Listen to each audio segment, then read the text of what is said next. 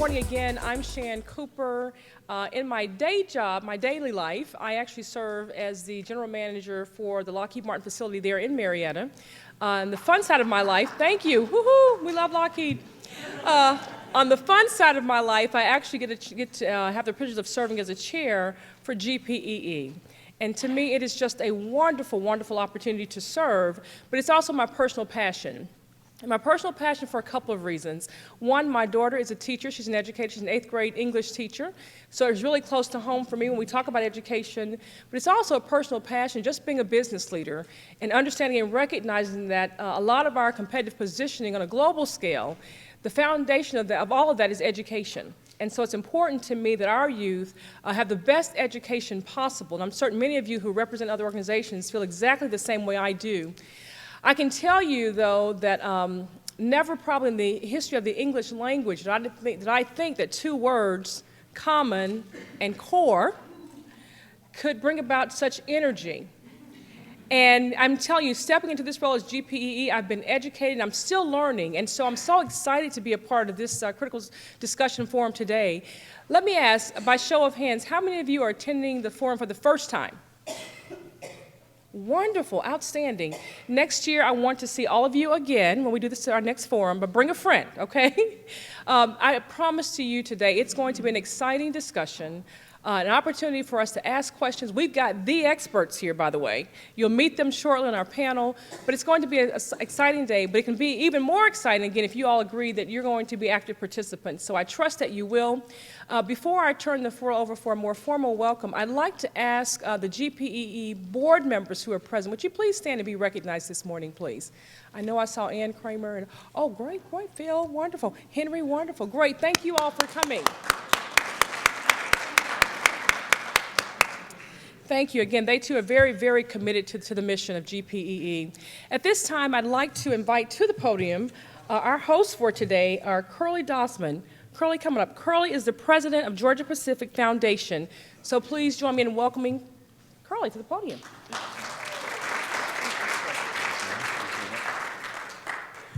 Thank you, Sean, and good morning, everyone. I have the privilege of actually welcoming here to the Georgia Pacific Center and for inviting you for your participation in a topic that we think is extremely important, not only to the youth that we serve here but in the state, but also to the young people who are going to be engaged in a lot of the impact of what comes out of those discussions. I am, since you spoke about personal passion, let me just share a little of that with myself. Both my parents were elementary school teachers and principals, and when I was a salutatorian in my class, my topic of my speech was education is the key to success. And it's been a long-standing passion for me as well, and in the Georgia Pacific, education is one of the key pillars of our Four for the Future platform that we use with respect to our community involvement project. And then as the national chair for the 100 Black Men of America, who gets involved with working with students on a daily basis, we see the impact of low expectations and what occurs to students when they don't have very high expectations. And so we're delighted to have this discussion. I'm delighted to be here as part of that effort. We really appreciate the work that the state has been doing around its own standards that's been set. And we've seen some of the progress that's going, given the nature that we just saw with the results of the last NAEP scores. So I hope the state continues to stay its course in that respect. We think it's very important that we continue to put standards in place and we make sure that those work well. So I look forward to, in the political discussions that we have, hearing a lot of the comments on both sides of the argument, but I do believe it's very important that we put standards and we raise the expectations for young people. And I think a lot of the data that we hear and we'll see today will support that as well. So again, welcome to Georgia Pacific, and we appreciate your presence here today. Thank you.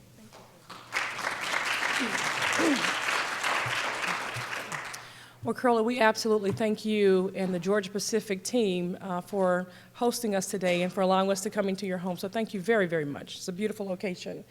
At this time, I'm going to ask Steve to come up. Steve is the president for GPEE, and as he's approaching the stage, I want to just talk to you about something that's also a passion of mine, and that is our supporting, continuing to support GPEE.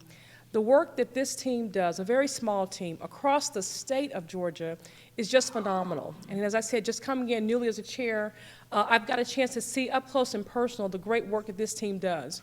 So I want to invite you all to participate in yet another way. On your way out upstairs, and I think in some of your package there, there's an envelope that gives you the opportunity to personally support the work of GPEE. And again, I'd invite you to join me. I'm going to be the first to do this, Steve, to join me in doing that for this great organization. I think you all get a chance to see the results of their great work, and we want that work to continue. In order for that to happen, great companies like Lockheed Martin and Georgia Pacific, we're going to be behind the organization, but we'd like to ask for your support this morning as well. I'll ask Steve to talk a little bit more about that as he comes up. So Steve, thank you for your leadership and your service. Thank you, sir. Thank you. Thank you. Thank you, Shan, for your leadership too, and Curly, thanks for hosting us today and for Georgia Pacific's support of the partnership. I want to go through briefly the information that's in your packet, talk to you a little bit about the impact of the partnership, and then kick off our program, which I can't wait to hear myself. On the right side of the program, you start off there with the agenda. You can see the role of the program and our speakers. Right behind that, you have their bios. We always give you the bios so you can read the long piece, take it with you if you want to connect with these people later, but it also helps our program flow just a little bit more smoothly and rapidly as we go through.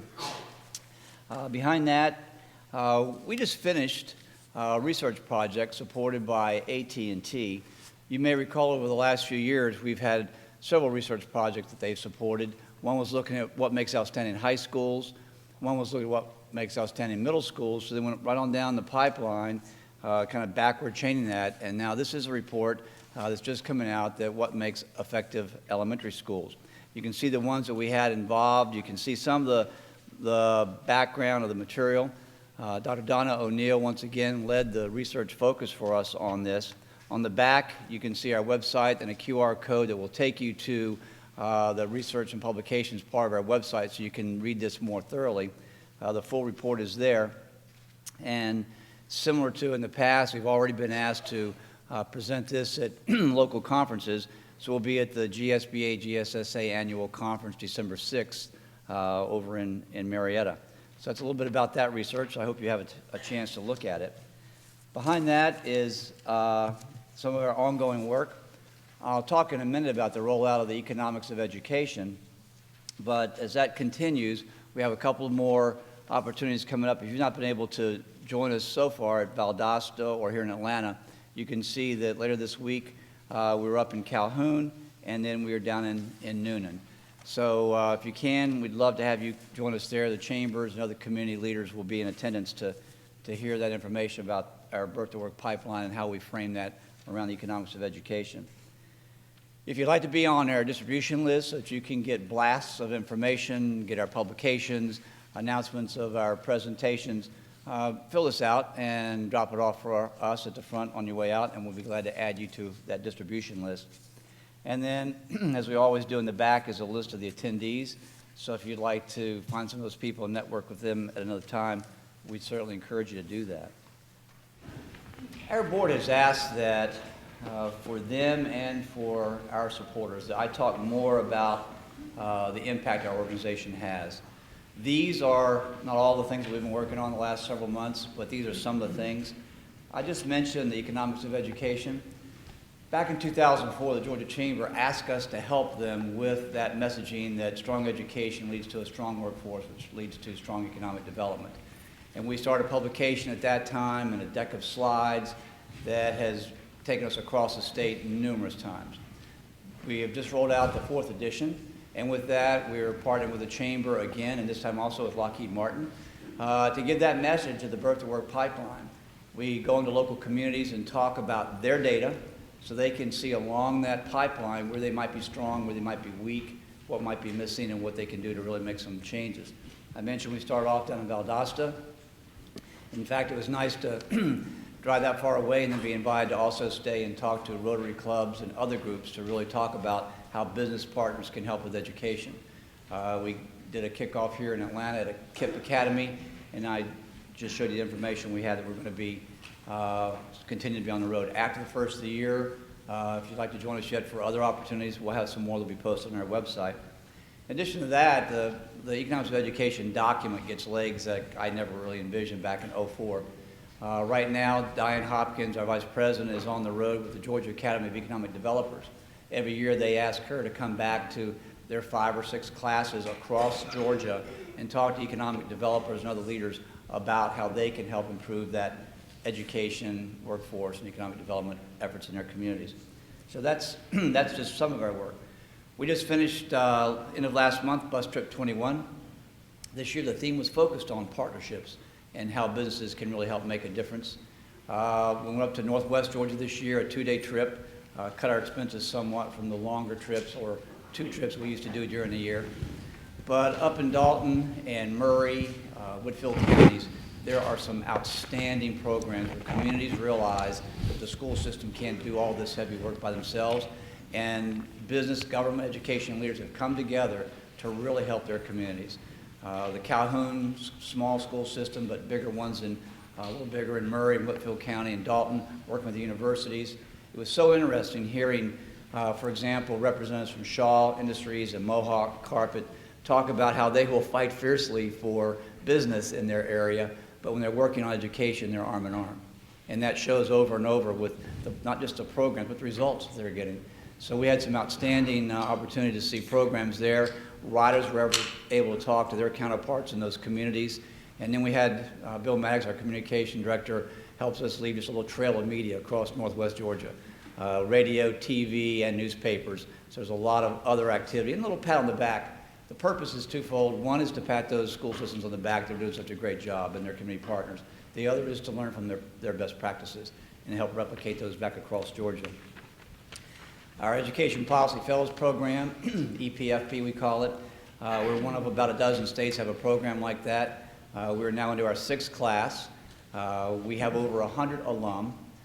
Some of our alum, they get excited. They've run for school board. They've run for state representatives. One of our alum, Kadira Abdul Rahim, I don't know if she's in here yet. She's just been recognized by the Atlanta Business Chronicle as one of the 40 under 40. So it's nice to see that this group of leaders, again, like us, business, government, education, community leaders, come together to look at education policy and research, and they get even more excited to go back and work in their communities. Our board has really taken the focus that we want to support higher standards in Georgia. We'll hear more about that in a few minutes. But we've been meeting with some of our other community leaders. We've been meeting with the House and education leaders, state school board member leaders, helping them focus and get information that will help them with some of their decision making. Hearing them talk about it, some of the decisions they've made thus far, they want to make sure that what we do in Georgia is the best practice, is the best model. And how do we continue to tweak that, support that, so we can have higher standards that really are not going to create conflict across our state, but help people come together and realize that we really need to help our kids succeed as well as they possibly can. It's also invigorating to be working with other organizations like the Georgia PTA. We've made presentations for them. Dr. Dana Rickman, who you'll meet in a minute, is working with them also to do some possible train-the-trainer programs to help more parents across the state get information and help with what they want to do for their children. I mentioned the elementary school research report. Please go to our website and read the entire report if you'd like, and at least look at that 2-pager that's in your handout.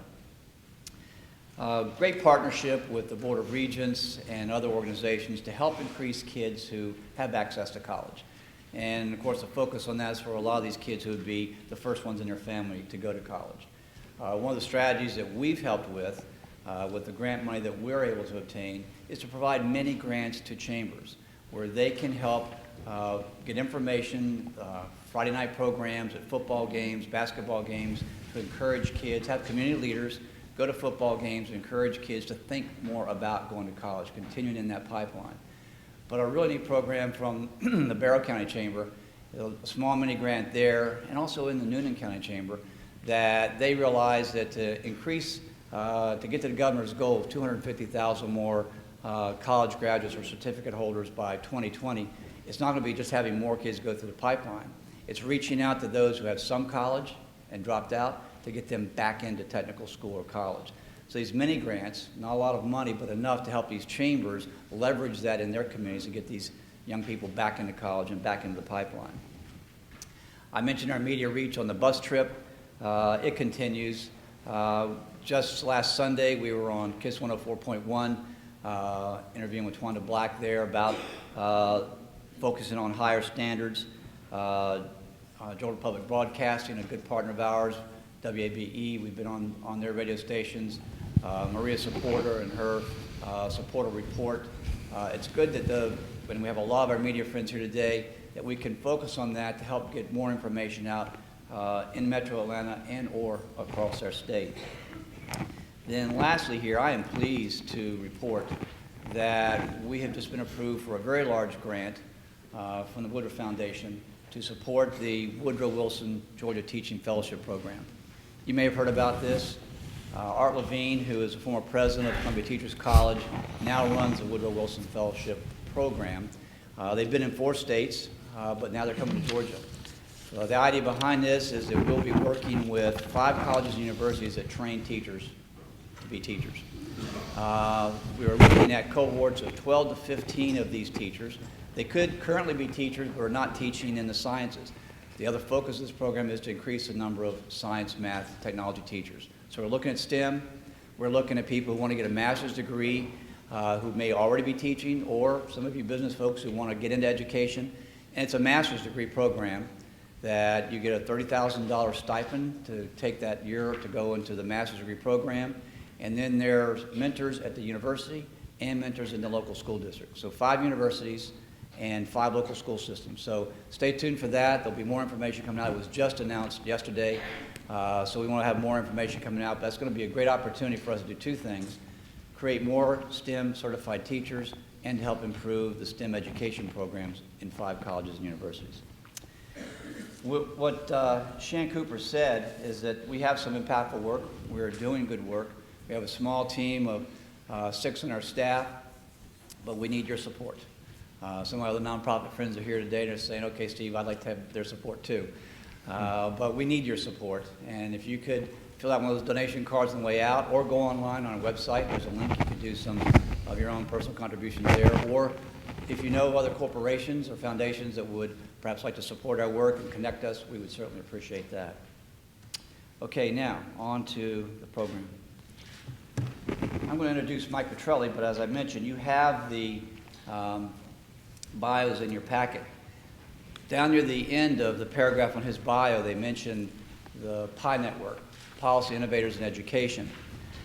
We have been associated with that organization for a few years. They're maybe 5 years old now, and Mike is very involved with them also. That's where I first met him, attending one of their national meetings. The bio can cite or does cite some of his achievements, but I can tell you personally that Mike knows the business. He knows exactly what policy and research pieces to pull together, and he's a great spokesperson. He's a good team player in small groups, but he also can take it to a larger scale. So when we wanted to have this meeting today and to provide you with more information about higher standards, we thought, well, Mike would be the best person to kick this off. So as you can see from the program, Mike's going to kick it off. He's going to talk big picture, national perspective, research perspective, and then Dr. Dana Rickman, our Policy and Research Director, will moderate the panel. At the end of that, then, we'll have a Q&A session. So we'll entertain your questions, whether you're for or against or don't know a whole lot about Common Core yet at all. So with that, please welcome Mike. Mike.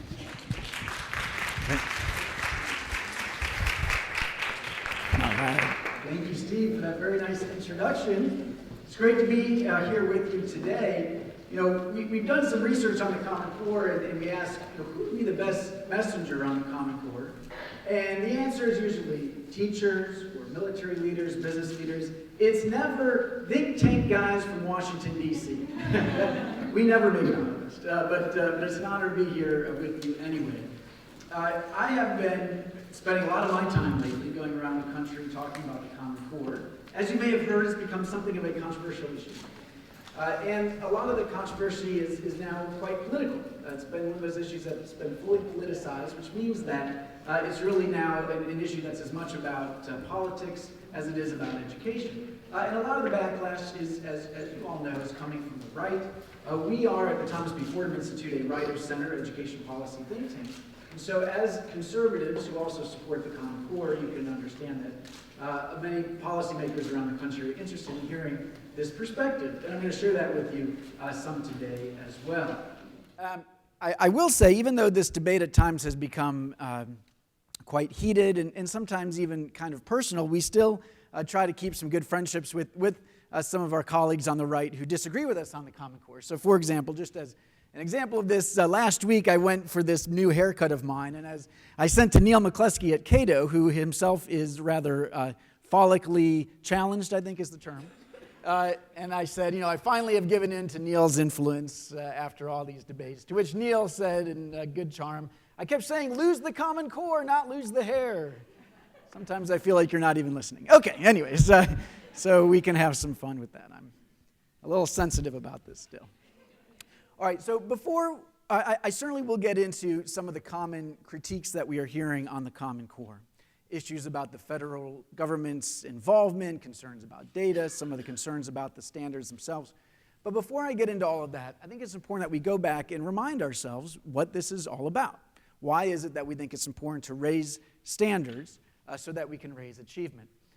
Now, I know you can't see the details here, but this is a chart that goes back a couple of years. And what a couple of researchers did was put international assessment results and the NAEP assessment results from the US on one chart, okay? And so over here, it starts up here with Shanghai and Singapore and Hong Kong and goes all the way down here to, let's see, what do we have? I can't even read that at the end, but some developing countries. And you see where the states fall on this, okay? The green line is the US average, and here is Georgia, okay, below the US average, and at about the same level as, between Lithuania and Greece. Not horrible, you could say. Greece, the, important country a couple thousand years ago, but not where you want to be, right, in terms of international competitions, right? Now, granted, Georgia, we know, has a lot of challenges that many states, particularly in the South, have. You have a lot of poverty, and we know that has a big impact, okay? But clearly, we're not where we want to be as a country, and I don't think Georgia's where you want to be as a state. Now, we've been making some progress as a country, and Georgia as a state. And when you look at the national assessment results over time, we see kind of slow and steady progress. Just last week, new results came out for 2013, and they showed across the country and in Georgia, tiny little blips up, okay? That's better than going down. The problem is not that our system is getting worse. It's not. In many respects, the American education system is probably better than it's ever been, higher performing than it's ever been. That's the good news. The bad news is that other countries are improving at a faster rate. And so whereas once upon a time we had this big lead in terms of at least high school graduation rates, college graduation rates, other countries in the developed world have caught up to us and have passed us by. And we see other systems that are improving faster. That's the challenge, right? And yet, we've had this policy in too many states, including here in Georgia, where we have set standards that are clearly not high enough, right? According to the national assessment, less than a third of Georgia students are proficient in reading and math, okay? And proficient is a tough standard. But we now know that proficient is a tough standard, but not a crazy standard. It's about the same standard as college readiness or on track for college readiness. And yet Georgia has been reporting to its citizens and to its parents that almost all students are doing fine. Now, you are not alone, okay? This was happening all throughout the country, and the governors finally were shamed into seeing that this perhaps was not the right policy for our young people. That we had all this testing going on, that we had all these accountability systems going on, but because the tests themselves were set at such a low level, we were sending this false signal to parents and to students and to educators that most kids were doing okay, right? But because the bar was set at such a low level, we know that they weren't doing okay, that when they went on to go to college or they went on to try to get a job in the workforce, they weren't nearly where they needed to be to succeed, right? And it's because those standards were not high enough. Now, this is just a quick picture about what's been happening basically under the No Child Left Behind era. Okay, what it shows is that at the bottom of the performance spectrum, the lowest achieving students have made huge gains. Okay, this is just through 2007. This has continued to some degree. So, but plus 16 points, this was for what? Reading and 8th grade math, much the same, plus 13. That's the good news. Okay, so No Child Left Behind, the focus on raising achievement at the bottom, getting all kids up to this very basic standard, as you've done in Georgia, that has had an impact. Okay, it has helped our lowest performing kids, and that's hugely important. Such that low-income students are now reading and doing math about 2 grade levels ahead of where their peers were 15 years ago, right? Big gains for African Americans, big gains for Latinos. This is something we're celebrating, okay? But we have not seen the same kind of results at the middle or at the top. It's been some progress in some cases or pretty flat. And again, if you think about it, it makes sense. We've had a system where all the incentives, all the pressure was on raising the achievement of the lowest performing kids to this very low standard, okay? We've made some progress on that. Now the question is, can we succeed in getting many more students to a much higher standard?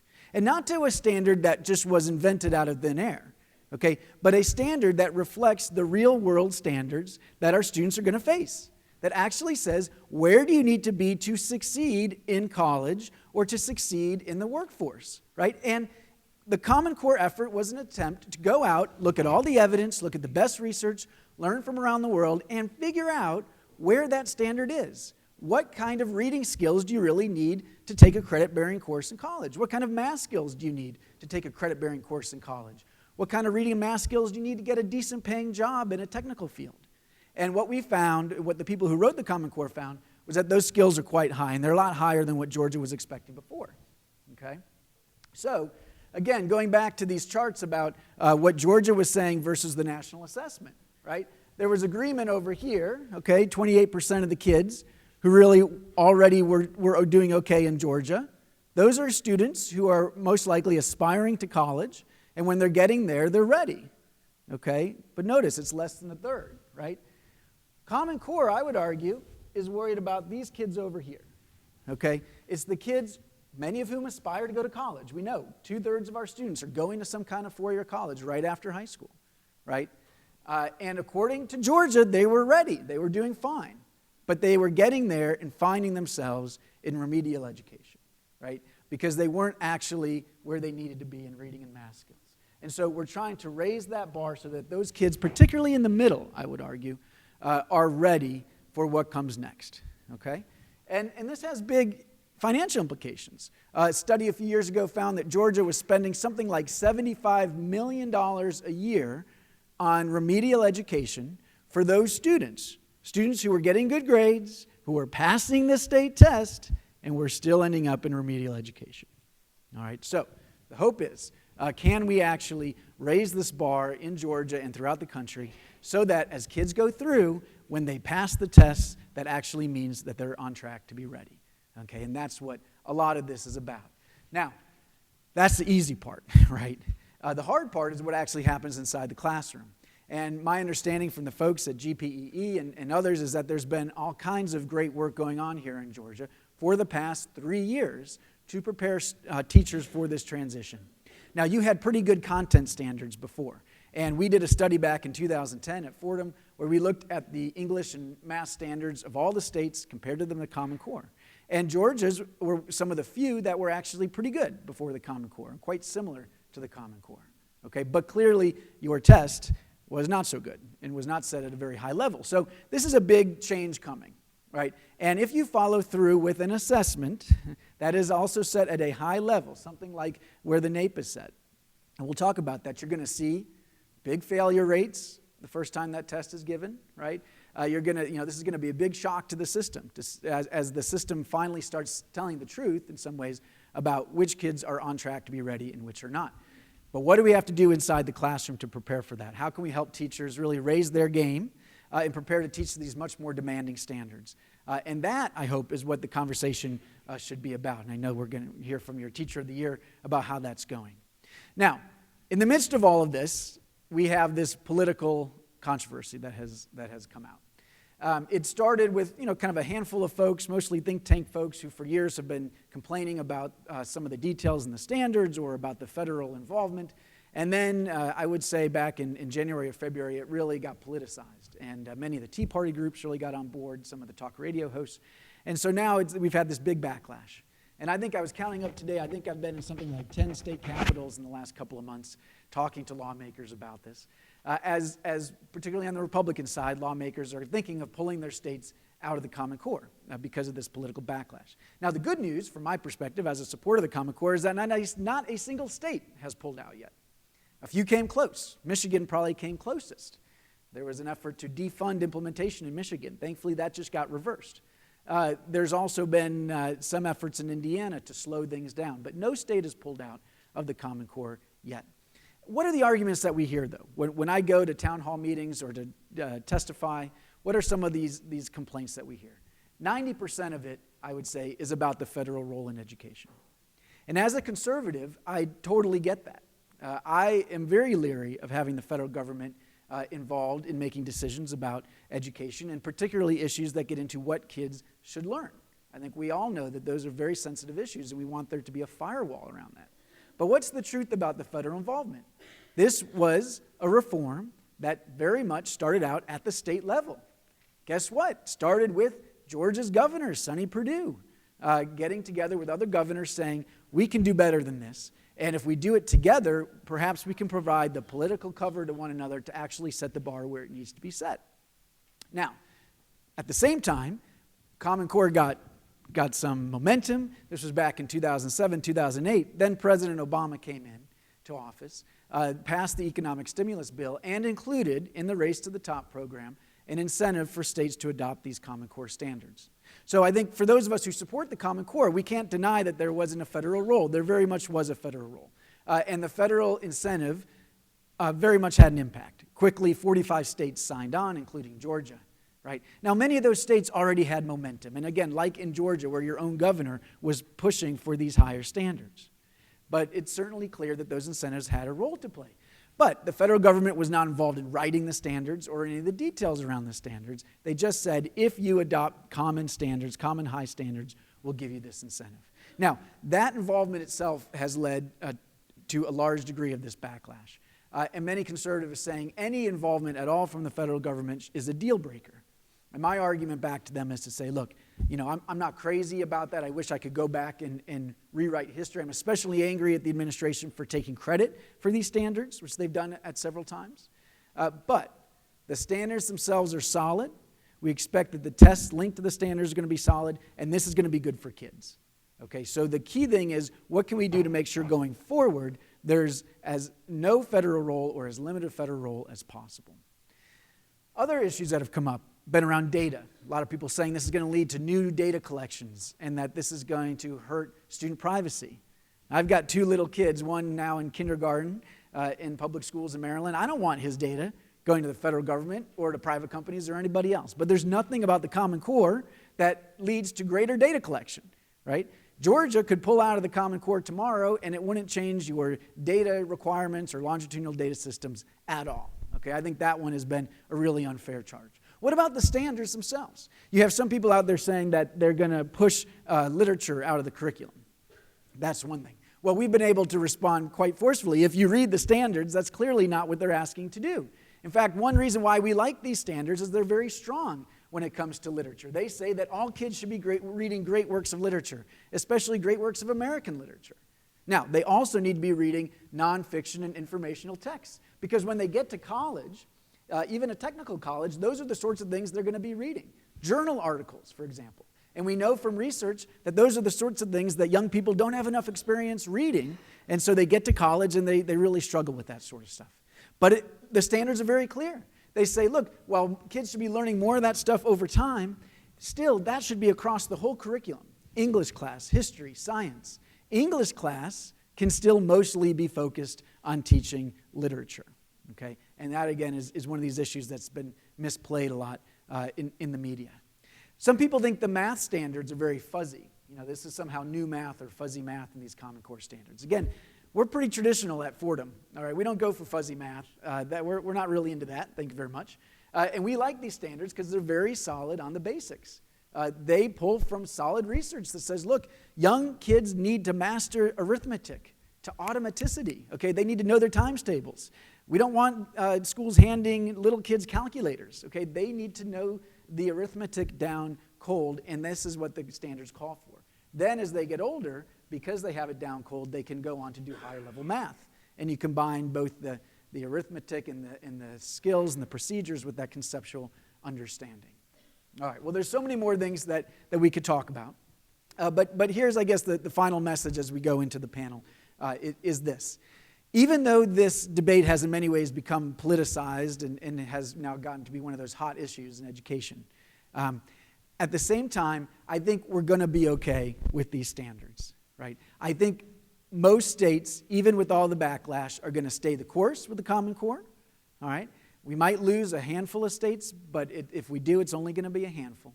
I think most states are going to stay the course. I'm confident that Georgia is going to be one of those states, right? And when we get to the other side of this, when we start using assessments that test at this higher level, we've got this once-in-a-lifetime opportunity to dramatically shift the expectations of what's going on inside our classrooms. And if we can get the discussion back to that, and back to the hard work that it's going to take to help all students succeed in college or in career, which is what this is about, then I think we're going to be having a conversation that is really where the meat and potatoes lies. So I look forward to the panel, and I look forward to all your questions. Thank you.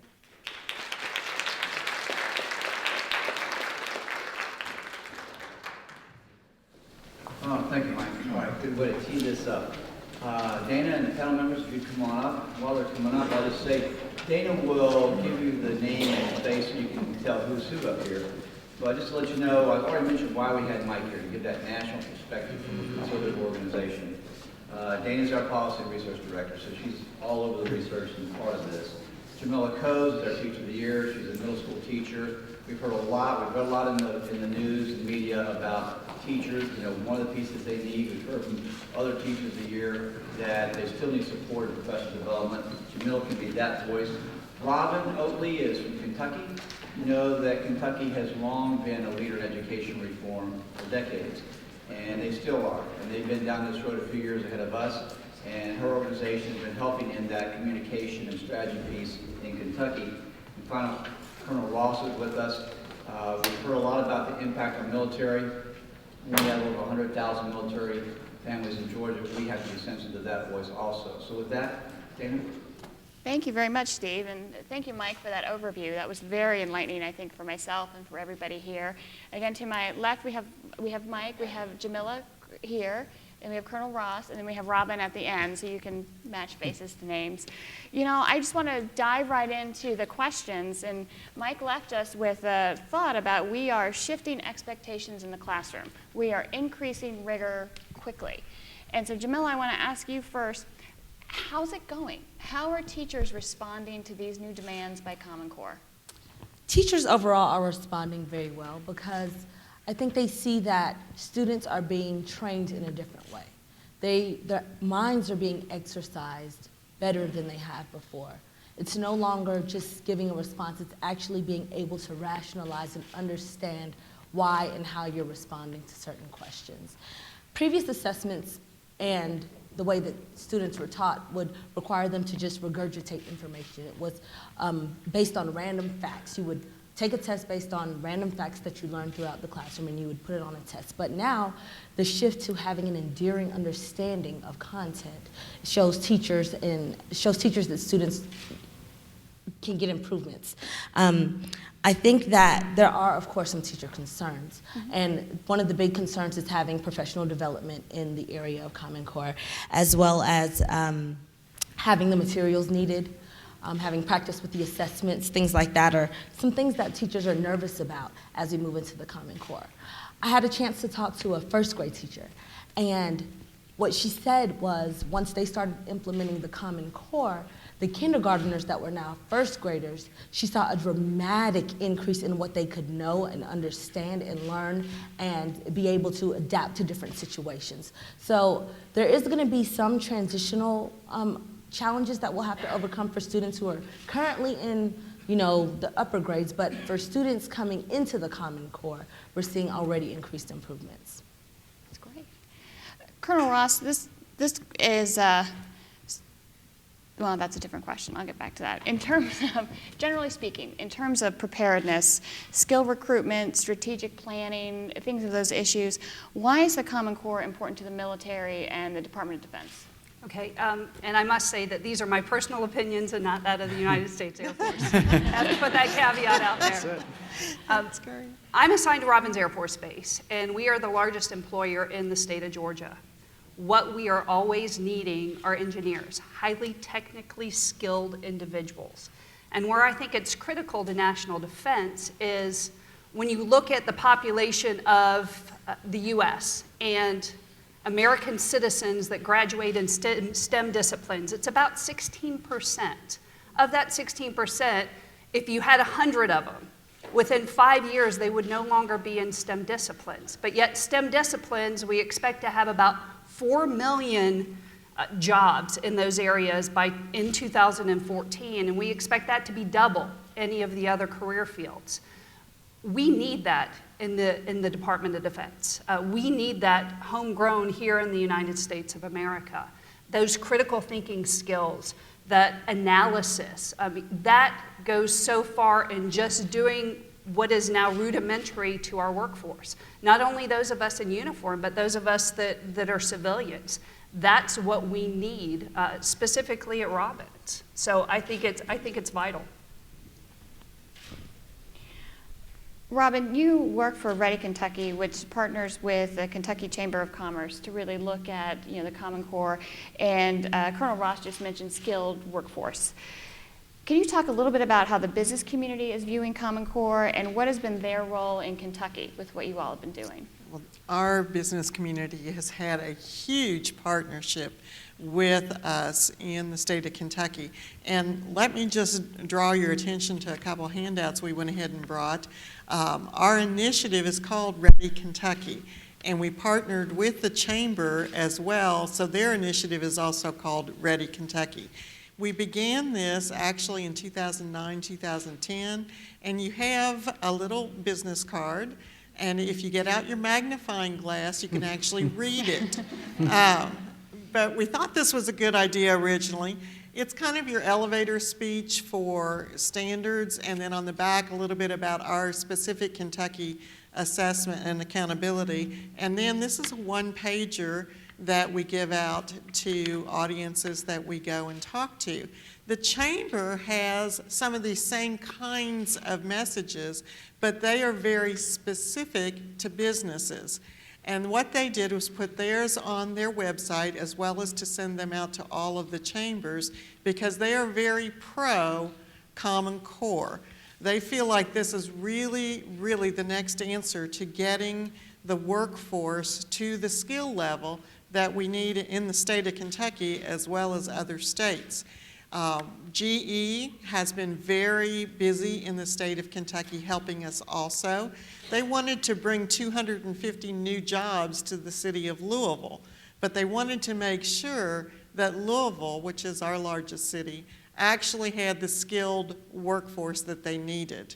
And so they have been very, very busy putting in grants and math and science workshops and things for the teachers to help them with that. State Farm has really supported us a lot in the state of Kentucky. But we put together about 2 years ago, along with the Chamber, a group called Business Leader Champions. And we started with 40 CEOs of big business in Kentucky, similar to our president, Jim Allen, who is Hilliard Lyons, the Toyota president, just different groups, Humana. And there were 40 who would sign on and say, we'll listen to what you have to say about Common Core. We want to know more. And if we decide to support this, we will be your voice to the legislators. We promised we wouldn't ask them for money. We wouldn't have a lot of meetings, but we wanted them to have the right information. Kentucky has gone 3 years. We've been instructing Common Core for 3 years, although you won't hear the word Common Core very much in Kentucky because we call them Kentucky Core Academic Standards, because we also have standards in all of the other disciplines besides English Language Arts and math. But we have been doing this now for 3 years. We've been through 2 Common Core assessments, and we did have lower scores, largely because the math changed on our assessment, but then because our standards were raised. And our business folks were largely the folks who went out there to the legislators and everyone else and said, this is okay. We've raised the standards, we've made the test more rigorous because we're wanting to move kids towards the skills they need to get out and make a life-sustaining wage. Not just work, no offense, at McDonald's or another fast food place the rest of their life, but truly have the skills to get those GE jobs and other groups that are coming to Kentucky. We've had a lot of business come and settle in Kentucky, Alltech, because we are making such advancements in education, which is great. But the Common Core has been just the next logical step for us. Like Georgia, we had standards. Fordham graded those standards an F. Don't tell Michael. So when we got Common Core, it was a large leap for us. But the business folks have been sustaining that support for us. When we began to get just a little pushback in June, now mind you, we've been doing it for 3 years, got no pushback, 0, until June. And it was because Indiana had a group called Hoosiers Against Common Core, and Alabama had another group, and they kind of attacked us, you know, from the north and the south. And it slipped in, and then the group started called Kentuckians Against Common Core. And there's this man named Rand Paul who lives in Bowling Green, Kentucky, and for some reason, he's really kind of against the Common Core. I think he's maybe wavering a little bit, but we've had a few issues with Mr. Paul and his acceptance of Common Core. So otherwise, we're having a lot of success. Which, if you would go to KentuckyChamber.com, you can download a video directed to your business communities. It's Kentucky business communities, but there'd be no reason why you couldn't excerpt a lot of that. And you can also get all of the packet for employers to use with their employees.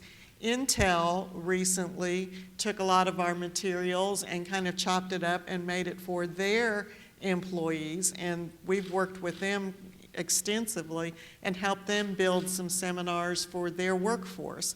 They've got 45,000 employees, and they've been doing large lunch and learns in several of the larger states where they're vested, and then they've been doing like flyers in their paycheck stubs and things like that. So I want to go yay Intel also, because they're really helping the cause. Sorry, I gave a speech. Yeah, that's okay. Mike, have you seen other states doing similar things like Kentucky? Yes. You know, Kentucky is one of the states that's definitely ahead of the curve because they made some attempt to align their previous test with the new standards and really to raise their cut scores. We actually banished the old tests and got new tests. New test. So it's a new test and higher cut scores. And so to try to get ahead of the curve in terms of seeing that these test scores drop and preparing that way. You've seen something similar in Tennessee, at least around the cut scores, where again they've been raising the standards so that it doesn't happen all at once, really 18 months from now, when most of the states are going to be taking the Common Core for the first time.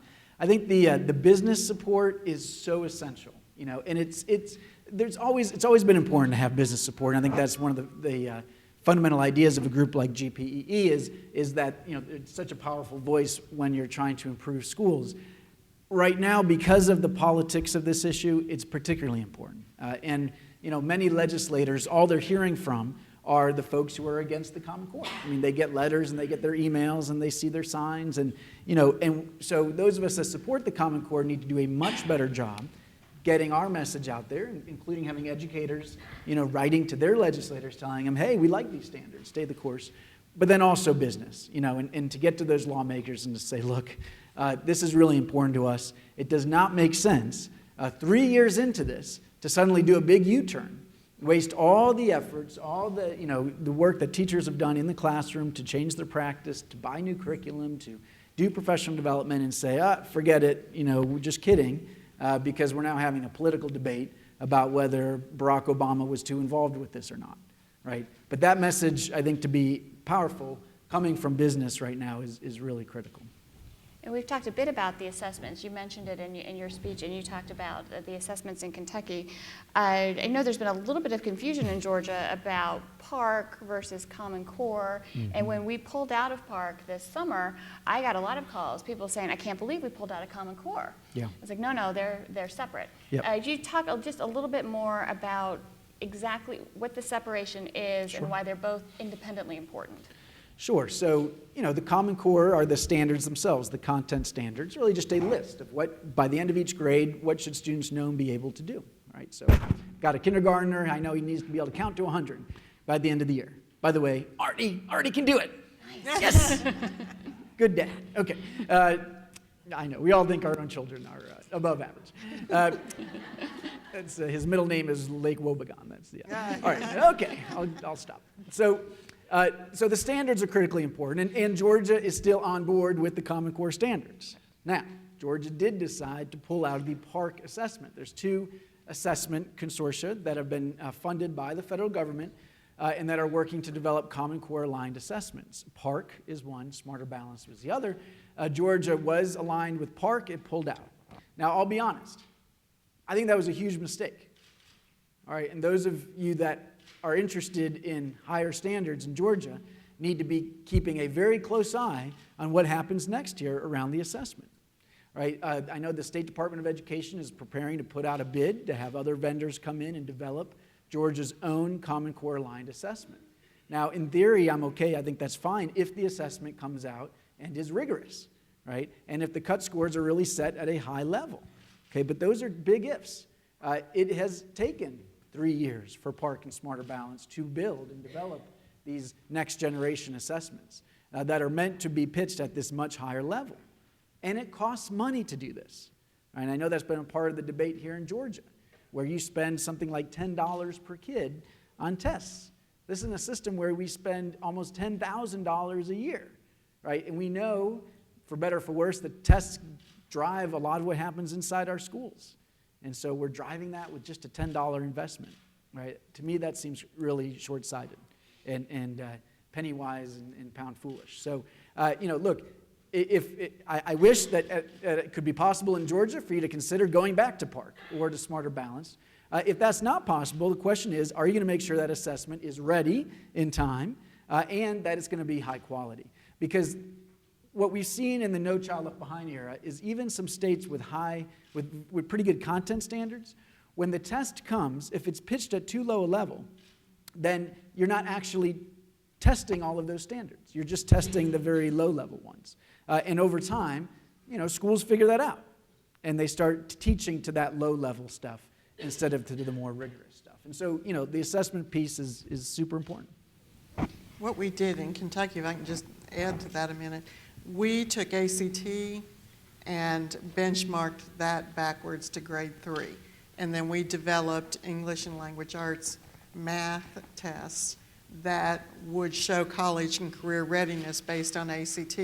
We had to move a little bit more quickly because we had a 2009 legislative bill that required new standards and new assessments. And we didn't want to just replenish the old assessments because that was going to get what Michael just described. So what we decided to do was just start.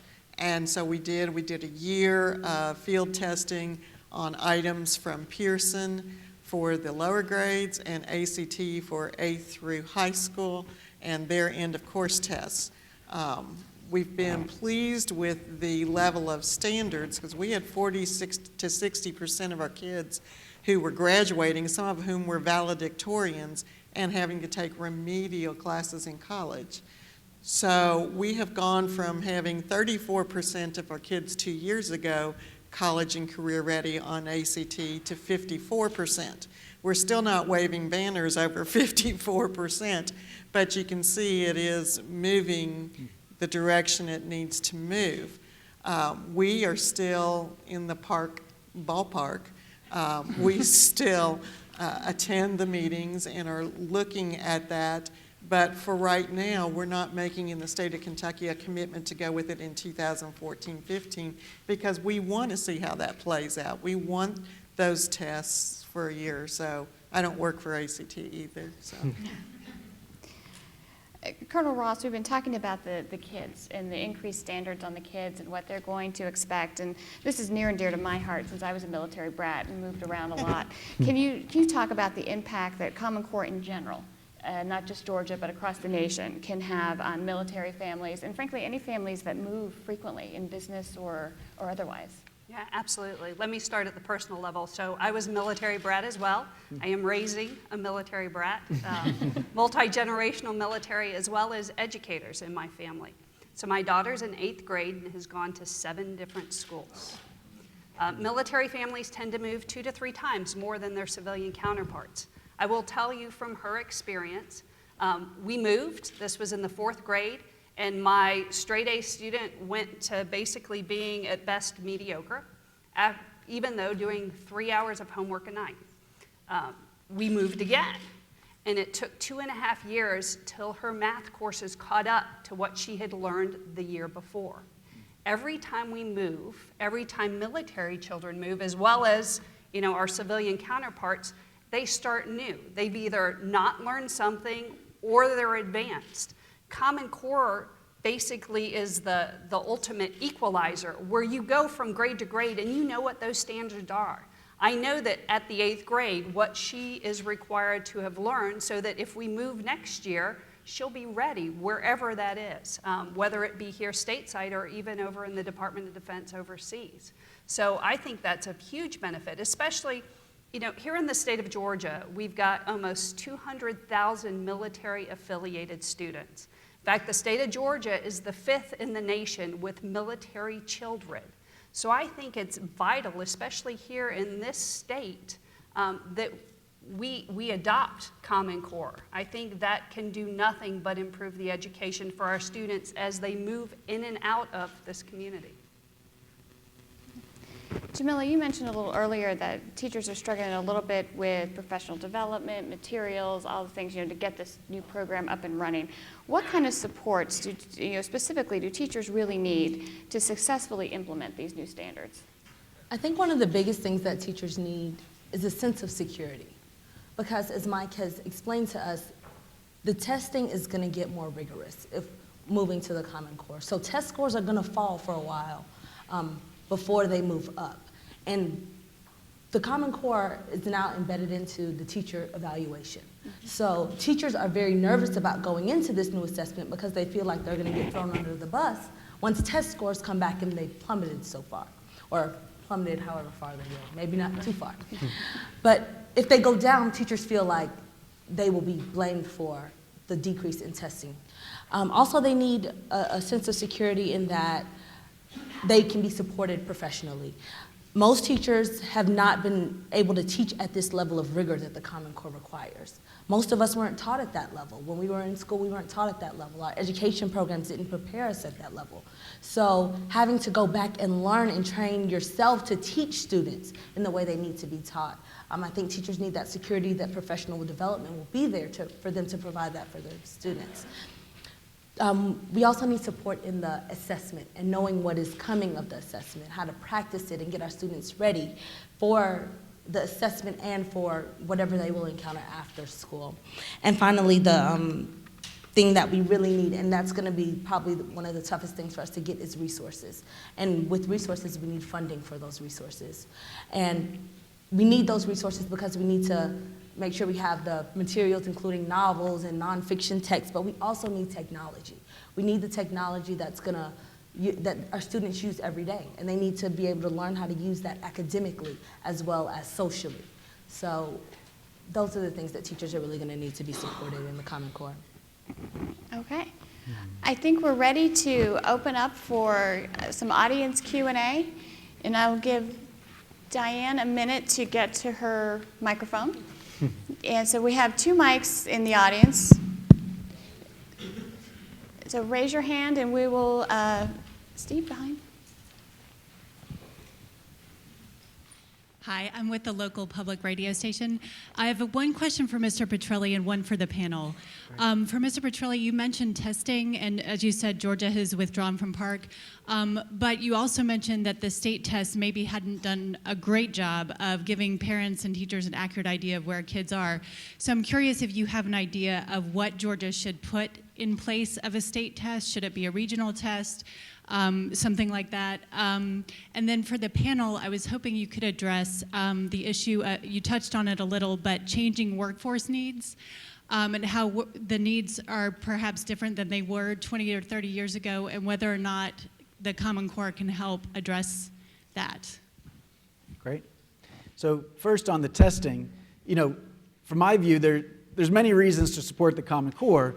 For me, it's primarily because the standards themselves are higher, and this possibility that the tests themselves are going to be set at the rigorous level where they need to be set. So what I'm trying to say is that Georgia could create its own test, and if it does it well, you would still get many of the benefits of the Common Core if that test is really pitched at this higher level and the cut scores are high.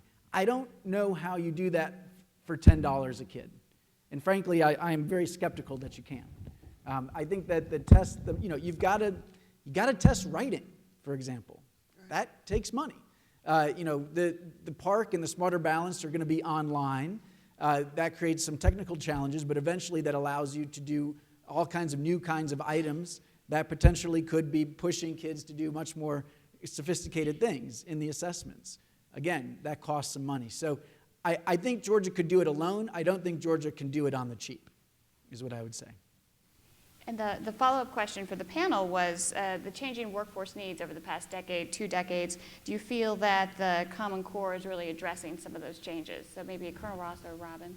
Yeah, I'd be happy to address that. I would say yes. I mean, with the increased standards specifically in math, so your critical thinking skills, advanced mathematics, just say at Robins Air Force Base, in our blue-collar workforce who primarily work on aircraft, they fix aircraft. The technological advances just in the equipment that we use and how we use it in developing the technical orders as to how they perform their job require those advanced thinking skills. It's not just regurgitating information, as Jamila talked about before. It's actually that advanced higher level of learning, even in, like I said, our blue-collar workforce. But then a great portion of our workforce is much more highly skilled. I already mentioned specifically our engineers, but software, I mean, that is where our nation is going. That's where our needs are. And when you look at the majority of your STEM graduates come from China, 47% are STEM graduates in China, or 38% in South Korea, or 28% in the European Union, and we're at 16%. We're not even able to meet our own requirements as a nation. So I think Common Core will definitely help in that respect. In Kentucky, we know for a fact through our chamber data that only 8% of the future jobs will be able to be achieved with only a high school or even lower degree. And so for this changing world, they need not only the math and the science, but the ability to write and to read complex text and be able to do more with what they do read in order to meet this changing society and to be globally competitive. We have, like the Colonel mentioned, people coming in here and taking our jobs from the United States. I mean, you just pick up your telephone and call any customer service, and it's usually someone who's not in America, but they know the technical aspects to be able to help you. So I liken it to my garbage service, kind of. When I first moved to this neighborhood, we've got private garbage companies in the outskirts of Lexington, and it used to be 4 men on a truck, and they'd hop out, and they'd empty my garbage, and they'd get back on the truck. Now it's 1 man and an electrical machine and a button.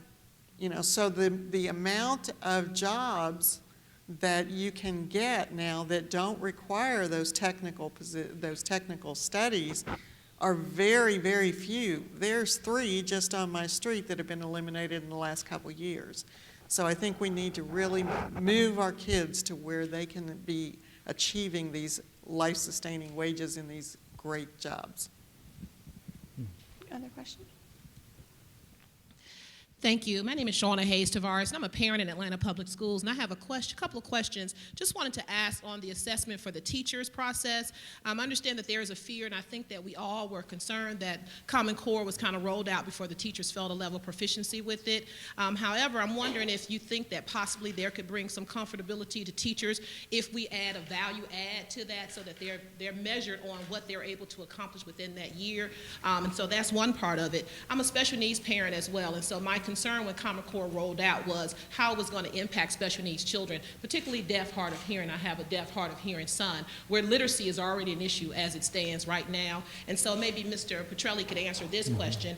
What are we looking at for the ramifications for special needs children, particularly Atlanta Public Schools only graduates about 1 in 4 with a regular diploma. And so you have to understand that we as special needs parents are very concerned with Common Core and the implementation of it and how it will affect graduation. And so I just wanted to ask those 2 questions. Thank you. Yeah, Jamila, you want to start about the assessments? Okay. And to clarify, you're just talking about what else can be added to the teacher evaluation tool to ensure that teachers are not just being evaluated on the test, and rather as they're teaching as a whole. Actually, our new evaluation system and how students are measured is the CCRPI,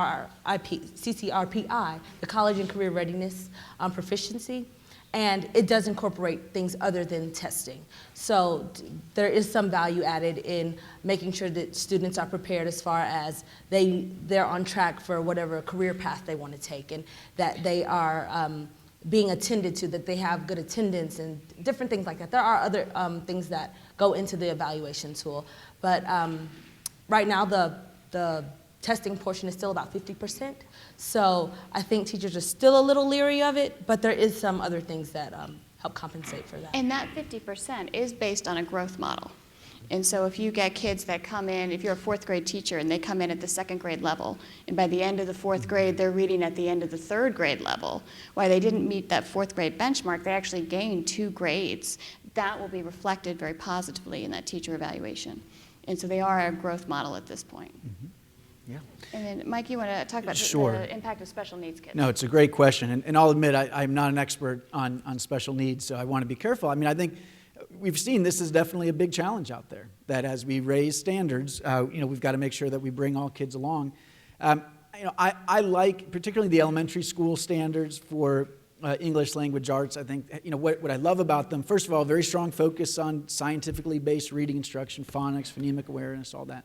And then what it says is we have got to bring content back to the elementary school curriculum. I mean, that once kids learn to decode, the way they're going to improve their reading is by learning history and learning science and art and music and those things that have in many cases been pushed out of our schools under No Child Left Behind.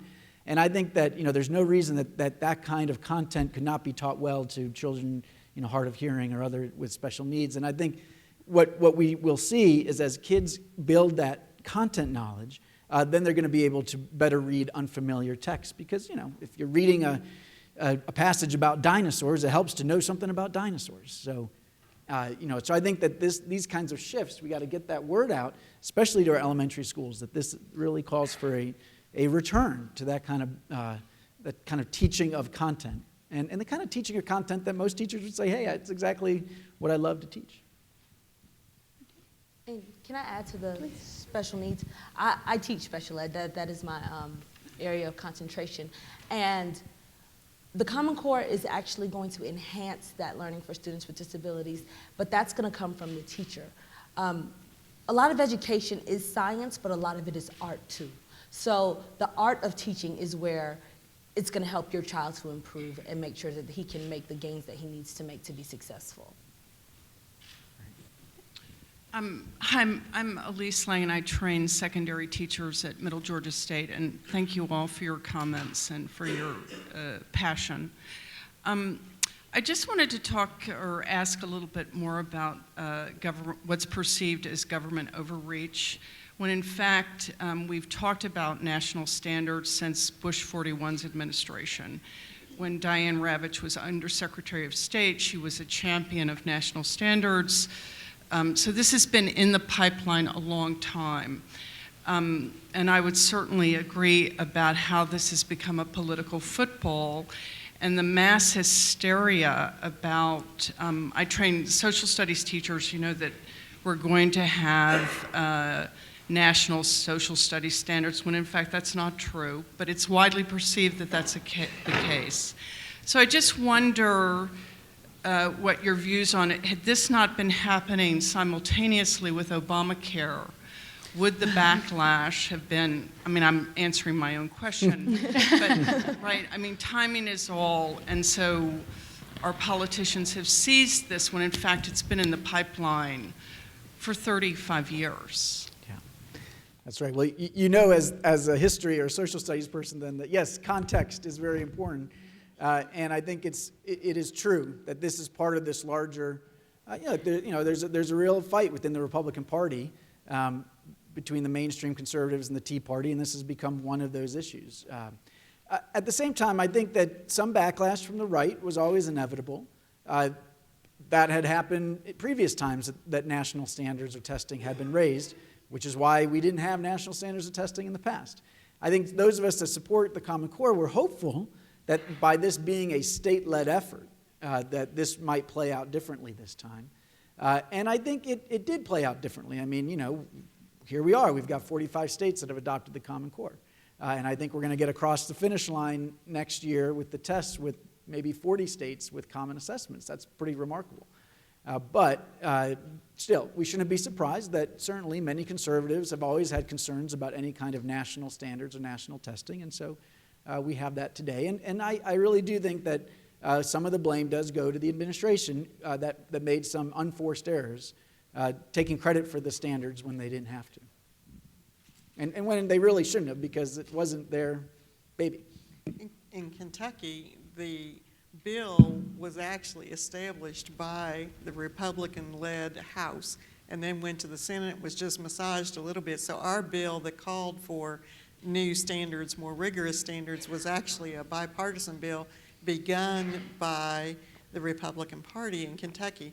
So we have to constantly be reminding them of this visionary thing that they've done for us, because you know, some of those people have left and new people have come on, and so it's important that they realize in our state particularly that it was bipartisan to begin with. You know, we want our child to be able to count to 100. You know, we want our kids to be able to use evidence from print to make their point or to argue a case. We want that for our kids. And some of the people who are naysayers for us in our state haven't even read the standards. They're not really arguing the standards, they're arguing the government control. And when they realize it started with states, it started with us realizing it's crazy for us to spend $27 million a year in Kentucky and Georgia to spend $27 million in Georgia, and everybody duplicate the wheel. In Louisville, which is our largest city, 400 kids per day are transient, move in and out of the schools. I'm sure it's worse in Atlanta. But if you think about it, in some of our areas, that's a small school. But at least now, when they move from Louisville to Indiana or Louisville to Ohio, fourth grade is fourth grade. And of course, we haven't hit the science and social studies yet, and probably won't do social studies for quite a while. But, you know, having the common English language arts and math has really helped us. Michael, I'm one of those Republican legislators that supports Common Core, so it does get lonely, as you said. Thank you. But here's the issue. I think part of the fact and fiction is the fact that here in Georgia, and I believe it was your organization, the math standards, 90% were the former Georgia performance standards. The English standards were about 81%. So, and 15% flexibilities, there's not a whole big difference. The fact is that we call them Common Core, and of course the president embraced them, as you said, didn't help. And furthermore, versus Kentucky, the legislature didn't vote for it. It was the governor's decision, really. So that's part of the issue as well. But here's my question to you, because I've watched this for 15 years in Georgia on a bipartisan basis. I have no faith in state government on giving realistic information to people about their kids. I watched an 80% supposed graduation rate, which really was 67%. Okay? I watched almost the lowest cut scores in the nation coming out of the Georgia Department of Education. Okay? So my question to you, and I guess it's really for Kentucky as well, and no reflection on your people, but how, when you look at a comparison for national standards, which I believe in, can you use Kentucky-only standards or Georgia-only standards to do a national comparison about how we really rank? Because we've had so much fiction, okay, over the years about how good we really are, i.e. 90 and 88% versus 28.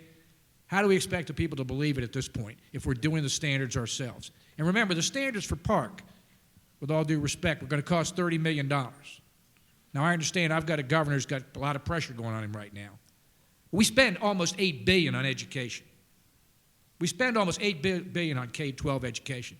Was $30 million really, at the end of the day, too much? I don't know. But I do know this. I want to know how you answer the question in Kentucky when you're still using your own standards, if you've had the same problem we have. And, Michael, your perspective on a national basis. Okay, first of all, let me separate the two different kinds of standards that you're talking about in your question. The content standards, which are the Common Core standards, tell the expectation for that child at the end of the grade level. The assessment standards are performance assessments. We have made sure we didn't just use a Kentucky number that was pulled out of the air. We wanted them correlated to something that held some substance, and we're pretty much an ACT state as far as ACT giving that for college entrance.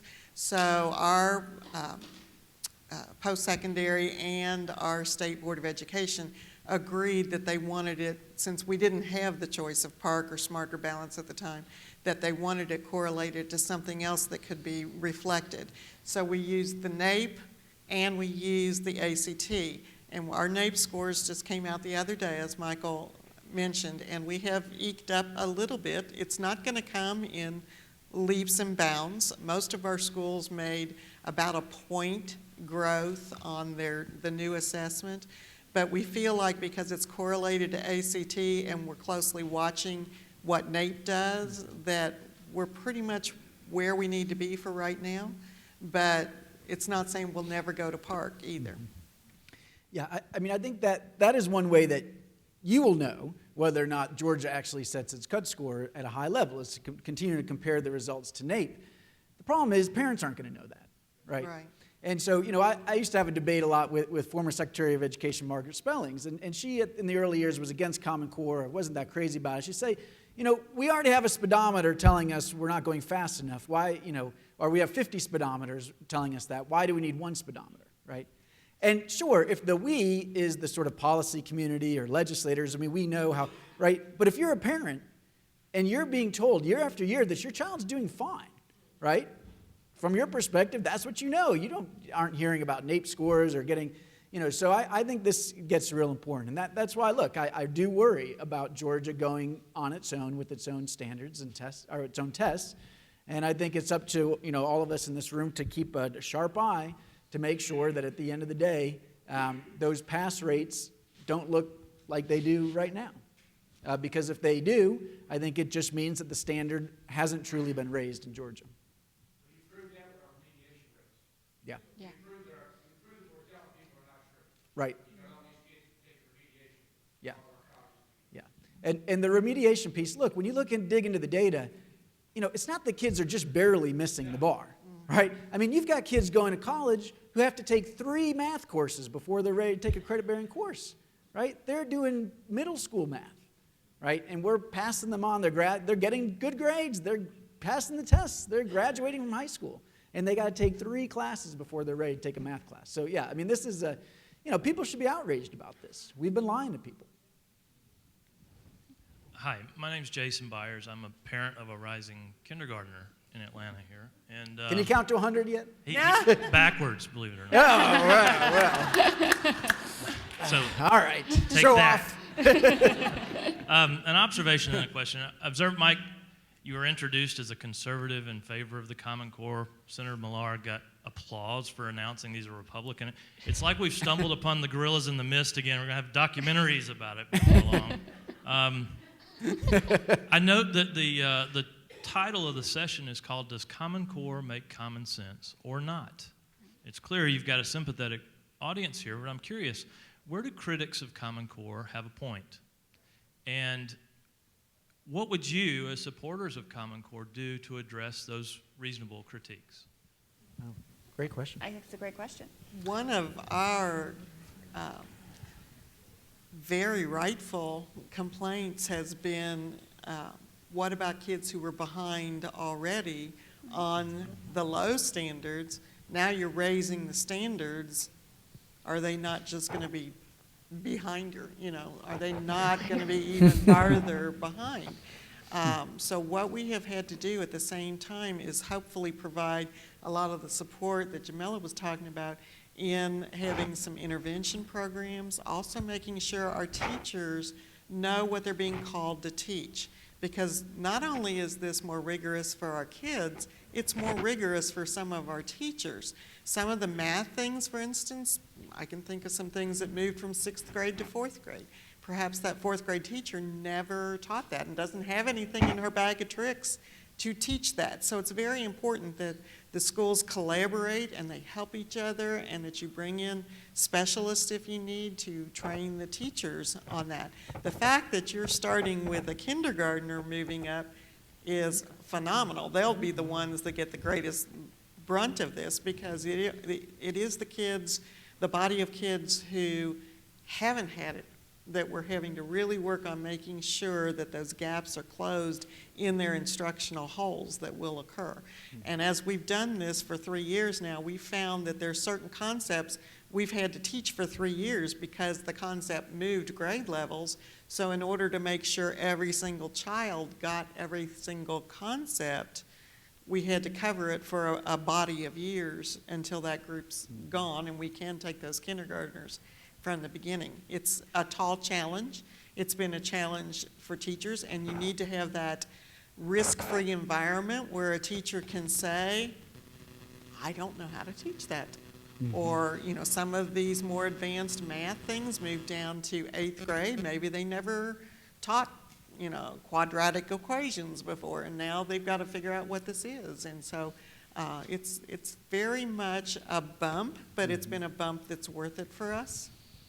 Yeah, I think, like I said earlier, I'm sympathetic with the federalism concerns. And I think a lot of this is, sometimes you hear misinformation about the role the federal government has played. Other times it's more perspective, and it says, all right, this is the nose, the camel's nose under the tent. What if there's a Hillary Clinton administration next, and they say, we're not making enough progress, so now we are going to mandate a curriculum, or, it's those kinds of concerns. And I don't think they're founded, but at the same time, look, I think there's plenty of evidence, plenty of experience where the federal government has overreached and has, pushed things down onto the states which were not wise and were one-size-fits-all solutions. So I get that. I think the other thing that concerns me is you hear stories of textbooks or curriculum or just teachers talking about the standards that, in my view, are not aligned to the standards, but are pushing pedagogy or curriculum that I don't think are very good. Right? So, in other words, I said earlier, look, these Common Core standards are pretty traditional when it comes to math. Right? They say you've got to really have this procedural fluency, times tables, all of that. Sometimes, though, you see these YouTube videos going around, or you see these textbooks where it is very much fuzzy math. Because the standards also talk about conceptual understanding, sometimes you'll hear teachers, that's all they want to talk about. They like that part. And so they don't talk about that the kids also have to know the arithmetic. And I do worry that there's still materials out there that are being used in the classrooms that just are not connected, that are still pushing bad stuff, fuzzy math, or that, some schools that you hear really have reduced the amount of literature that they're teaching in the classroom. Now, is that the Common Core? Is that poor implementation? Is that bad communication? I don't know, but that's the kind of stuff that worries me. And look, I understand if you're a parent and you say, look, last year our school district was doing a good job having kids learn a lot of, read a lot of great novels, and this year they scaled back on that, that's a concern. Likewise, if all of a sudden they're doing this fuzzy math stuff and they weren't before, that's a concern. So I think those are the kinds of concerns that I think are things that keep me up at night. The other thing I've heard recently is that there's a book list that's mandated, and on that book list are some things that many families would think are inappropriate. Maybe have some sexual scenes or content in them. And there is only an appendices that's not really part of the Common Core. When you adopt the Common Core, you don't necessarily adopt the appendices, but there are appendices that will give you examples of how to teach some of the standards, and they've just chosen some books that are well known across the nation. A lot of them are good, solid literature, Grapes of Wrath and things like that, but others do have some of this content in it. It doesn't mean you have to teach that content. No teacher is required to teach that content, and schools and school districts, that's still local control. You can still teach that concept with another kind of book. Teach it out of Moby Dick. Actually, in Georgia, we decided not to even adopt the appendices. That's so that's great. not even Not even option an in issue Georgia. Jamila, have you noticed anything else in talking to teachers about where their concerns may be with the Common Core? I think it's more local. Yeah. The local concerns. I think the overall is standards. As a set of standards, teachers are willing to adopt a set of standards and go with Because the standards. implementation But it's side is- exactly like some of the frameworks teachers have trouble with, and that includes the book list and things like that, and the different nonfiction texts. And I think that's where some of the resistance is coming from teachers. Okay. You have a question over here? Yes, Donna Kosicki, immediate past president for Georgia PTA. So thank you so much to all the panelists for being here today, and to the partnership for all the work that they do in education and with this forum. And in line with the dialogue that's been going on, my question steers more towards parents and to community. And so as it relates to educating parents and educating the community on Common Core, as it relates to the critical issues that come up, the miscommunication that we see in newspapers and we hear about, what are some of the best practices that are being implemented in the classroom, in the military, and in Kentucky, or even at the national level, that you can share with us that are being done with parents in the community to give them this platform to be educated on Common Core or on this issue, and to have their own questions answered on their own particular critical issues with Common Core? Well, in Kentucky, we have a group that out of the Pritchard Committee that deliberately go around and hold parent meetings. And we have worked with our PTAs and had them host the place. They just find the place and we'll go free and talk to parents. It works really well when our test scores are coming out and they can actually have the child's test scores while we're sitting there talking about what this means to them. National PTA helped us so much when we first got started. They have parent guides at pta.org, and we copied those for every parent, every grade level, spent a fortune on copying. But we didn't reinvent the wheel because they had done such a good job of kind of parsing that out for parents. The other thing we have is a group called CIPL, Commonwealth Institute for Parent Leadership, and we train about 100 parents over a 6-day period to be viable partners in their schools. And we have site-based decision-making, school-based kind of councils at every school. And so it's all part of that as far as what's the standard and why should I care and what's this going to mean for my child. And that's been the big thing with our group of parents. So far, I've trained 6,000 parents in Kentucky to train other parents. So we're really lucky and we're able to spread this pretty widely. And PTA is a great place to do it. There's still stuff on our website that we've been using with parents. It's at readykentucky.org, which all my contact information is on the back of the handouts. But feel free to steal any of it. That's why we do it, so people can just put your own name on it. And as a parent, I first learned about Common Core when I went to a parent meeting and had it explained by my child's principal as well as all of her teachers. In addition, in the military, we have something called school liaison officers. So every installation has one. And the job of that school liaison officer is not only to work with parents and their children, but to be that intermediary with the local school district and the Board of Education. So they're a source of a lot of information. We hold monthly meetings with parents. We call them parent advocates for students and schools, where our school liaison officer actually brings in the experts from our local Board of Education to additionally give information on whatever it is. Common Core has been one of the latest topics. I will tell you that not all military parents are for it. It mainly has to go back to the other question, which is the implementation of it. I don't think anybody's against the standards.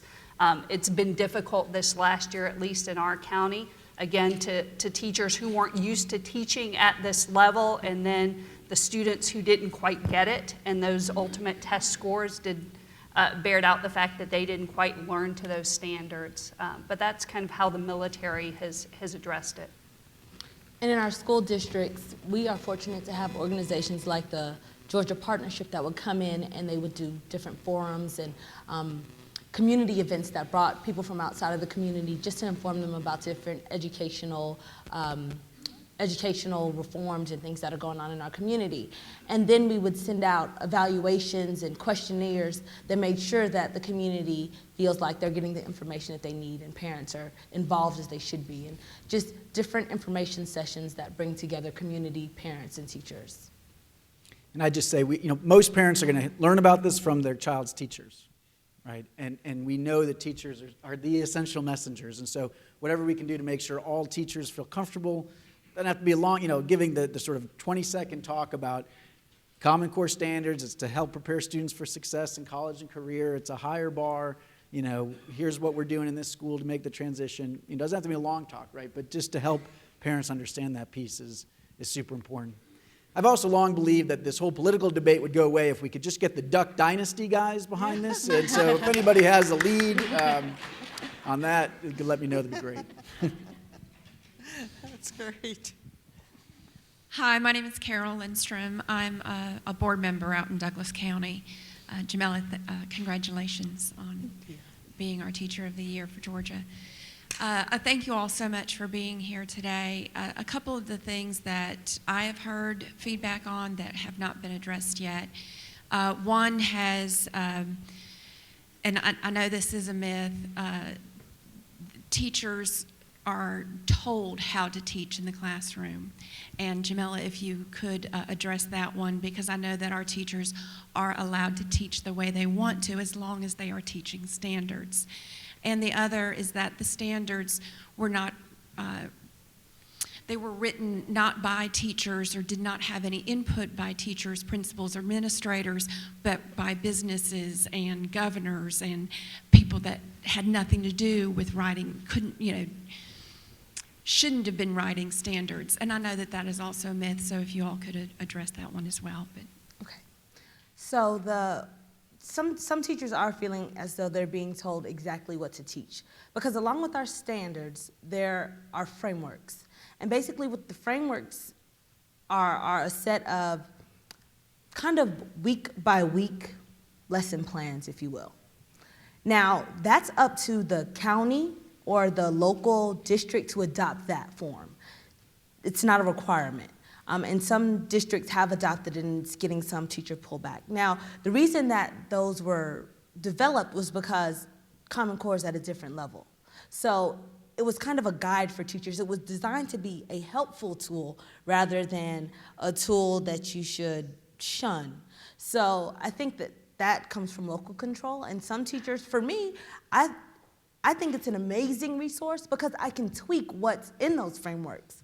I have what the outline, I have a great outline, and then I can tweak what it is. But for some teachers, they're not a fan of those. Now, as for the development, I am not sure who developed the Common Core, the actual frameworks for our state. Sure. So, the Common Core standards, it was overseen by the governors and the state superintendents. And they had then brought in some expert writers, and they had all kinds of committees involved in the process. And there were absolutely teachers involved in that. Dozens, hundreds, lots of teachers. involved in giving that input. There were then 2 drafts that went out there for public comment, and they got something like 10,000 comments back on the drafts themselves. I think one of the reasons that teachers like these standards so much is that teachers were involved in helping to craft them. And they were very much meant to be standards that were clear and that were fewer and that were higher. You know, that frankly, a lot of the states before produced stuff that just had a lot of gobbledygook in it. And these were meant to be much more kind of clean and straightforward. And I think they succeeded on that front. And teachers were definitely in the loop on their development. Okay, I think we have time for one more question. My name is Sheila Caldwell, and I work in post-secondary education. And I agree with Common Core as far as the rigor, but one of the questions I have is not is Common Core beneficial, but who's going to benefit from Common Core? Because I've heard several presentations probably over the past couple of years since its inception about Common Core, and every time a state will come in, or even recently they just published an article in AJC about the data, Common Core, it's always minorities who are left behind in Common Core. So it's not if it's beneficial, but for example, in Georgia, you know, in the school system, you have majority poor, you have majority minority. And then what you were saying is that a lot of the teachers are not being trained. So you have the teachers who are maintaining, and then you have the teachers who need to elevate. And the ones who need to elevate those students are not getting the resources. When I asked about professional development training, they were saying that a lot of the students in rural counties that you could not get to those teachers to train them. So then when we look at this state and the students that we are the majority of the students that we need to serve, they are not getting what they need. When they showed the results from the first Common Core, granted it was the first year, but the white students and a lot of the Asian students did fine. The Latino students, the black students, they did not do well at all. In fact, it was more failure than it was success in most of these public school systems. So that's my concern. Yeah. So the question is, how do we address our neediest students, which in Georgia is a majority of our students? Right. Do you want to start, or? Okay, yeah, sure. Go ahead. The design of the Common Core actually incorporates more than in the past for minorities. The literature is more diverse. The question types are more diverse. So it's going to take a while before, with any implementation of anything, it's going to take a while for it to make sure that we see gains in all minorities and disadvantaged communities. The other thing you asked about was teacher training. Now, our state provides teacher training. Whether or not teachers are taking advantage of that training is something different. There are different things that teachers can go online, webcasts that show how to implement the Common Core. I live in a rural area in Bullitt County in South Georgia, and there have been conferences where teachers can come and learn how to implement the Common Core. Now, I'm not sure if teachers are not finding out that information or if they don't have the opportunity to take advantage, but those opportunities are there. So they're there now, and they are being implemented more steadily. I would say that as the scores drop, if that's what happens, I think we can expect to see those achievement gaps are going to suddenly look a lot wider. That's partly just basic math, right? If you have a very low standard, like you do in Georgia right now, it makes your achievement gap look small because most kids are getting over that standard, right? But you have a big achievement gap, and now as you raise the standard, that achievement gap is going to suddenly look bigger. It hasn't changed, but because of where that cut score is, it suddenly looks a lot bigger. I think the hope is you can use that to help lawmakers and others see that we have got to make sure that there are the resources that you need in those schools serving a lot of high-need kids. And I know that right now in Georgia, that's the big issue. Where are the resources going to come from to help teachers implement these standards? And I think that is a big, big question. Okay, and I was told from the guy in charge we have time for one more question. Thank you for taking my question, and thank you for the panel today. I did want to just give you a little political perspective, Mr. Petrelli, that the Georgia GOP did pass a resolution unanimously opposing the Common Core. So it's not just Tea Party, it's across the gamut. But my question is to Mr. Petrelli. I've heard you state that the Common Core standards are a floor and not a ceiling. But when Georgia signed on to the Race to the Top grant, we agreed that we had to do 100% of the standards, and we could only, in Georgia, go up above those standards 15%. So if the Common Core standards are a floor and not a ceiling, we are being ceilinged because we can only go 15% above that. So I would love an explanation of your comments on always saying Common Core is the floor when we're stuck and we can't go above that, according to the signatures on the Race to the Top grant. Thank you. Sure. So first of all, this question about the 15%, the idea here was the hope was for states to adopt common standards. And what would it mean if it wouldn't be common if states were saying, well, a third of our standards will be the same and the rest will be different. Now, there's no Common Core cops, right? Who's going to enforce that 15%? There's nobody to enforce that 15%. And particularly now that you're going to use your own assessment, you can certainly tweak and add and fiddle around the edges. There's nothing to stop you from doing that. And some states have done that. Massachusetts, for example, which had very good standards before, added to the Common Core some of the content and actually reading lists that were in their old standards. Totally legitimate. Now, Common Core, like any standard, and like the Georgia standards before, like the Massachusetts standards, the California standards, all of these standards have been a floor, not a ceiling, right? They have been meant to try to get all kids up to either a basic level, or now we're trying to go higher to this college or career-ready level, right? But none of those state standards have gotten kids all the way up to, say, ready for a selective college or ready for a STEM career. All right, so the Common Core, the whole premise of the Common Core, what the governors told the people writing the Common Core to do was to say, tell us where kids need to be college or career ready. And they figured out where that was, okay? That is where you need to be ready for a selective college or to be ready for a STEM career is higher. So in math, for example, the Common Core go through about Algebra 2, right? That's where you need to be to take a credit-bearing course. Surely is not enough about where you need to be to go on and get into a selective college or to be ready for a STEM career. We need kids going all the way through AP Calculus for that, and they can continue to do so. And there's nothing, repeat, nothing in those standards that are keeping local school districts from continuing with those sorts of advanced courses and advanced coursework. And if you hear differently, that's just false information. And the 15% comes with what you want all kids to learn, the minimum for all kids. So if you add the 15%, that just means there's a little bit more that all kids need to learn. And we can still go higher and beyond and meet our kids' needs with anybody that needs trigonometry or other classes. British literature is one of our courses in Kentucky, and you can take that as a senior. But you should have met all of the Common Core standards in ELA to begin with. Okay, for our sum up, I would like to ask each of our panelists to take no more than a minute. And any final comments or closing comments you'd like to offer to our audience? Start with Robin. I just really appreciate being invited to come to Georgia. Hopefully, we can reciprocate and learn from each other as we move through this. I've been in education for 40-something years, and this is by far the most excited I've been about education in a long time.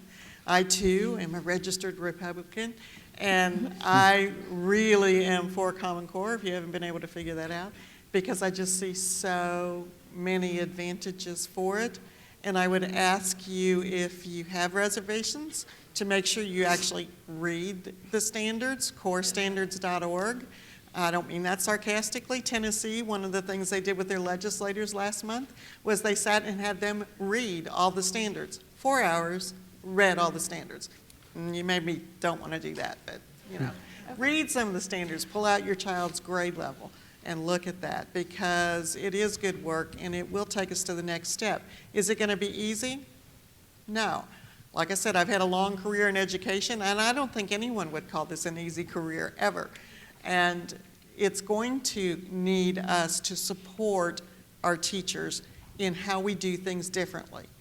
On international tests, the United States is 24th when you look at where we rank against other countries. They're going up. We're going backwards. We can't afford to do that, or my grandchildren won't be able to survive in the United States. So I really encourage you to keep moving forward. In Kentucky, we've just kind of adopted the phrase, we need to stay the course. We don't need to go backwards. Okay, thank you. Colonel Ross? Okay, I just want to thank y'all for having me here. I realize the military perspective is probably a little bit different, but I'm passionate about education. I'm involved in my local district board of education. Of course, I'm a parent, so this is very important to me, especially as my children transition. So I just want to thank y'all for everything that you're doing, for all of the great questions, and again, my honor to be here. Jamila? Thank you. I just want to thank you for your continued support of teachers, because this is a scary change for us. It is a difficult thing that we are embarking on to make sure that our students are global learners. And in order for them to be global learners, we're going to have to make a few changes to education and the way they learn and the way they understand. So we thank you for your support of teachers and the way we educate your students. And Mike, last word. Great. Yeah. So number one, don't be afraid to have open hearings like this. The more conversation around this, the better. Number two, let's continue to show our opponents the respect they deserve, even if we may disagree on this one. And number three, let's keep our eyes on the prize now, which is implementation, what happens in the classroom. Okay. Personally, I'd like to thank all of our panelists for their time and their energy this morning, and also all of you in the audience for your wonderful questions. Thank you for keeping this discussion going, and I look forward to continue to engage with all of you as we move forward. And a special thanks to Georgia Pacific for hosting us here today. So everybody have a wonderful afternoon and keep the conversation going. And I'll turn it over to Sam. Again, as Sana said, thank you all for your participation today and for your support of education in our state. I too would like to thank our panelists, Dana, Michael, Jamila, Colonel Ross, Robin. Thank you so very much. Curly, thank you so much for having us in your home today. It was wonderful. Let's thank Georgia Pacific.